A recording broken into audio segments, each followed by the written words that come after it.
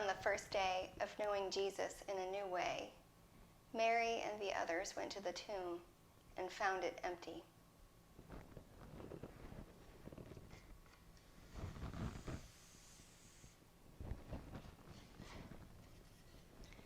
Jesus was made known to Thomas in his doubt.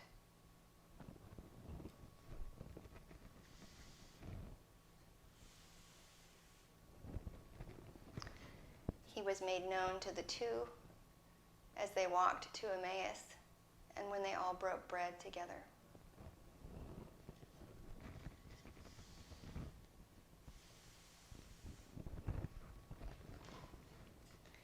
Jesus was made known to the disciples when he told them to cast their net on the other side of the boat, and then they found it full of fish.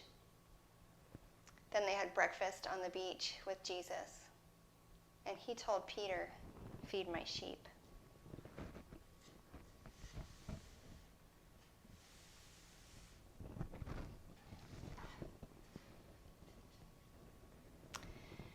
He was made known to the disciples when he told them it was now their work to do to make Jesus known. He told them to baptize others in the name of the Father and of the Son and of the Holy Spirit.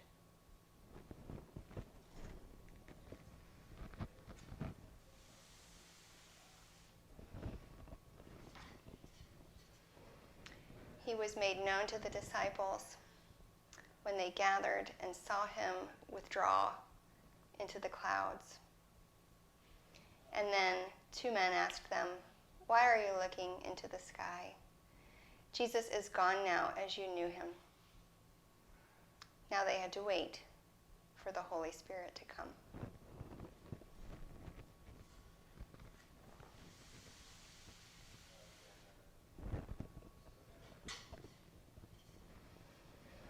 Finally, it was the day of Pentecost, or Shavuot, as it is known in Hebrew.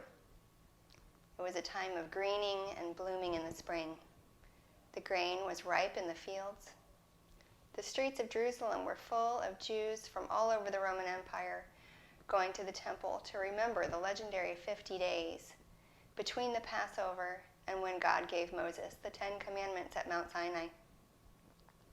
The disciples remained in their room, a place that some say was the very same room where they shared the Last Supper with Jesus.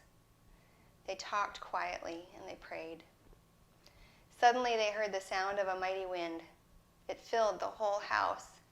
Bits of fire began to dance all around each one. The Holy Spirit had come. Even their tongues felt on fire. In their joy, they rushed out into the streets to tell everyone. The people passing by on their way to the temple thought they were crazy. Maybe they had drunk too much wine. Still, what they said was understood by all, no matter what language they spoke. Peter stepped into this chaos with a confidence and a calm that the disciples had never seen before. "These people are not drunk like you think," he said. "After all, it's only morning. What has happened is what the prophet Joel wrote about. He said that God will pour out God's Spirit on us so that our sons and daughters will prophesy, the young will see visions, and the old will dream dreams. This is what just happened." Many passed on by to keep their great traditions and live good lives. Others listened and became baptized. So this is why the color of Pentecost is red. It is the color of great joy and of fire. Somewhere, the dove that had descended from the heavens at Jesus' baptism must have been smiling to see all of this. What was happening was like a baptism, but not one with water. This was a baptism with fire.